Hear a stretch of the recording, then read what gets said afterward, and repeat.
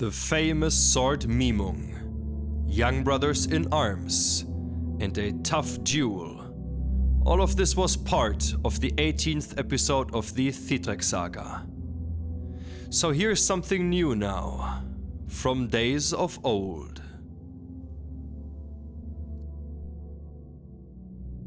King Thidma was now in Bern, and Thidrek was with him, recovering from his wounds. These 4 knights were with the king. The first was Hildebrand, the second Vidga, the third Earl Hornbogi, and the fourth Heimir. When Thidrek had recovered from his wounds, it happened one day that he rode out of Bern alone, and no one but Vidga knew what he was doing. He told him his intention. He had been defeated, and he did not want to lose his reputation. He would not return to Bern until he was just as famous as he had been before. He rode night and day, evening and morning, as far as he could in 7 nights. He rode through populated and unpopulated parts, and on unknown paths, until he came to a forest called Osning, and he lodged at the edge of the forest in the evening. There he heard that there was a castle on the other side of the forest, called Drekan Fields. This castle had belonged to the king named Drusian, but he had died, leaving a wife and 9 daughters. The queen had betrothed herself to a man named Ekka. No knight could be compared with him in all of the country where he had been raised. His brother was named Fasold. He was so strong and proud that he had sworn that he would strike only 1 blow against any man he might meet, however great. And there had never been anyone who had withstood more than 1 blow, whenever he had come into single combat. It was Ekka's habit to go through the forest hunting game with all his weapons, and if he encountered any man who wished to measure himself against him, then he expected to defeat him. Thidrek did not know how he would get through this forest because of Ekka. He did not want to encounter him at this time, if he had any choice. And this was because he wanted to first test himself against others than Ekka, and because he still could feel the wounds that Vidga had dealt him. And for these reasons, he wanted to measure himself against lesser men than Ekka. Now Thidrek rode away in the middle of the night, when it was darkest. He intended to ride in this way through the forest, so that Ekka would not become aware of him. Soon he was lost in the forest, and did not know where he was. And before he became aware of it, Ekka came and called out, asking who it was who was riding there so proudly. And Thidrek answered, "Here rides the man who is called Heimir, the son of Studas. And I am riding on an urgent mission back to Bertangaland to my father. I have no pressing mission with you, and I do not wish to meet you." Ekka spoke. "It might be as you say, that you are Heimir, but your voice makes me think that you are Thidrek himself, the son of King Thidma.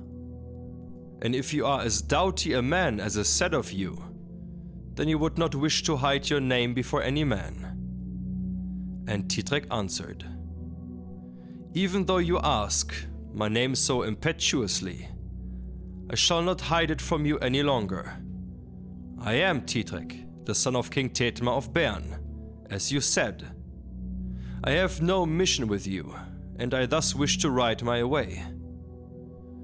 Ekka said, "If it is as has been told me, that you were defeated by a Danish man a short time ago, then you have had good luck here, in that you will be able to gain as much honor here as you lost before. You spoiled good weapons in your fight. Here you can get others that are no worse and are unspoiled, if you will take away my weapons and strike me to the earth."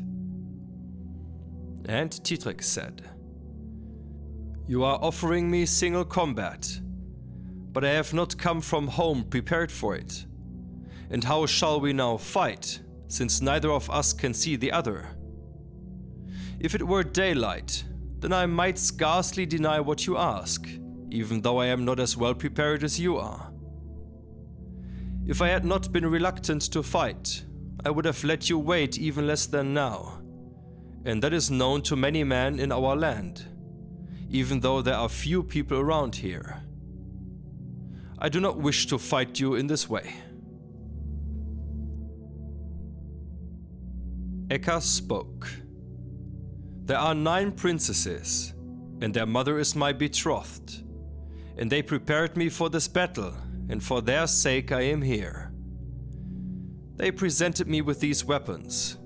My helmet is all of red gold, and my byrnie is all made with gold, and no shield can ever have more red gold or better stones than this one. I still have no horse, but you are riding, and could for this reason easily flee from our meeting. But it is a braver thing to wait for a man. Unwisely, I let my horse go back home. If you were here, then you would fight with me whether you liked it or not." And Ekka continued, "Wait for me, Thidrek, good fighter. I have here a good sword, and I can tell you this about it. This sword was forged by the same dwarf, Alfric, who forged your sword Nagelring. He stuck it far down into the ground before it was finished. He searched through 9 kingdoms before he found the water in which to harden it. He did not find it until he came to a place where there was a river called Treja. He hardened it in there. The hilt and the grip are both made of red gold, and above the hilt it is polished like glass. All of the scabbard from the hilt to the point, and all the straps are inlaid with gold, equipped with a good buckle and end piece and set with precious stones. The blade is well polished and marked with gold. If you put the point on the ground, then it looks as if a dragon were running up from the ground to the hilt, bright as gold. If you hold it up, then it seems that the dragon is running up from the hilt toward the point. The dragon moves as if it were alive. The cutting edge is so sharp that I do not expect there is much steel that can withstand it. And the sword is called Ekkisax. It is called thus because there is no sax, or sword, that has been as well born from the fire, even if one were to search through the whole world, and you would come very far before finding its equal. This sword was stolen and hidden a long time ago, and it was made by the dwarf Alfric, the great thief. He went secretly into the mountain that his father owned, and stole it from his father, and later gave it to King Rotselife. There it was well taken care of, and the young Rotselife carried it and killed many men with it. It has since been carried by many princes. If you take it away from me without a wound, then God will let you make good use of it. I shall die before being forced to give it up." And Thidrek said, "How can I flee your sword, when I cannot even see you? I know nothing about you, except that I hear your voice and your boasting. I have ridden into this dark wood, so that I might not be seen, and I have traveled without road or companions. If you want to keep your life, do not challenge me to single combat again when day comes. I want each of us to take from the other what he can, and I expect that you will pay for your boasting before we part." Ekka said, "Go your way in good health, but I will first tell you something about my money belt. In it there are 12 pounds of red gold. If you are victorious, you will have all of that gold, But if you take it, you will have earned it well. My heart is burning and glowing, just like the gold in my purse, because I cannot take you or fight with you. If you will not fight with me for the sake of the gold or the good weapons, then fight for the life and courtesy of these 9 queens and their mother, who has inlaid my weapons with refined gold, and I shall show much prowess for their sake. Stay now for their sake and fight with me." Thidrek spoke. "God knows that I will not fight with you for the sake of gold or of weapons. But for the sake of the courtesy and good manners of the 9 queens, I will gladly fight with you now." And he leapt from his horse, saying, "It is so dark here that I cannot see." And he drew his sword Nagelring and struck it at the stones in front of him, so that a great spark leapt from the stones and he could see where to tie up his horse. He tied up the horse to an olive tree. Thidrek had become so enraged that it was not good to be in front of him. He kicked the stones so hard that whatever was in front of his feet sprang up. And now that Thidrek was willing to fight, Ekka was happy that they were about to meet. And he struck his sword at the stones, so that fire sprang out where the steel met the stone, until they found each other. They came together and fought remarkably hard and bravely, and it is said that no one knows of a braver fight between 2 men before or since then. Fire could be seen springing from their weapons, as if it were lightning, and their blows created an uproar like the greatest thunder. And so it came to pass that each hewed the defense away from the other, but neither was yet wounded. And now Ekka struck with all his might at Thidrek, so that he fell into a swoon. Ekka fell upon him, and held both his arms fast, saying, "If you wish to preserve your life, then you shall now be bound, and you shall give up yourself along with your weapons and your horse.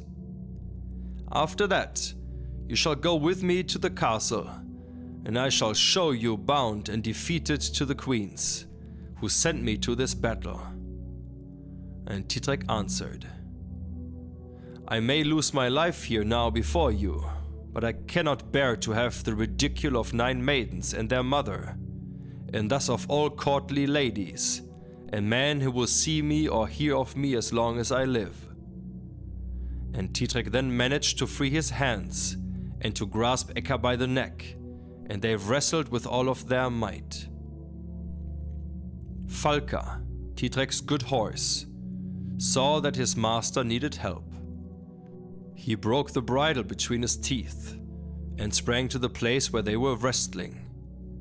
He raised up both of his front feet and brought them down as hard as he could on Ekka's back, so that his backbone was broken in 2.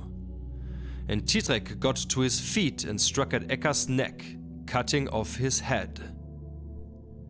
Thidrek took his armor and his weapons. It seemed to him that he had never had weapons as good as these were. He mounted his horse and rode out of the forest. It was bright when he came out of the forest, and Thidrek intended now to ride to Castle Drekanfields. And he expected, when it became known that he had defeated Ekka, that he would win a bride, and the same honor Ekka had enjoyed before. And then he rode to the castle. The queen had gone up into a tower of the castle, and could now clearly see the approach of the man. She became happy, and went back and told her daughters. "I have seen good news," she said. "Sir Ekka left yesterday evening, and now he is riding to the castle with a good horse. He must have defeated some warrior." And they now went to their treasury and prepared themselves well before going out to meet him. But when Thidrek was a short way from them, they recognized that it was not their lord Ekka, but another man. When the old queen saw that, she wondered how it could happen that she recognized the armor but not the man. She thought it certain that Ekka would not have given up his armor while still alive, and she grieved so much that she fainted. And then they went back and told the men of the castle, and put on mourning and cast off their robes of state. When the men of the castle found out that Ekka had been slain, each leapt to his weapons and set out to avenge him. When Thidrek saw the overwhelming odds against him, he turned his horse and rode away as fast as he could, and he got away because all of the men of the castle turned back. They were both enraged and frightened because of the killing of Ekka. We arrived at the end of this episode. But the next episode we will get to know Ekka's brother Fasold, Sistram of Wenden, and hear about the killing of a dragon. So thanks for tuning in, and see you again next time, back here at Sagenheim.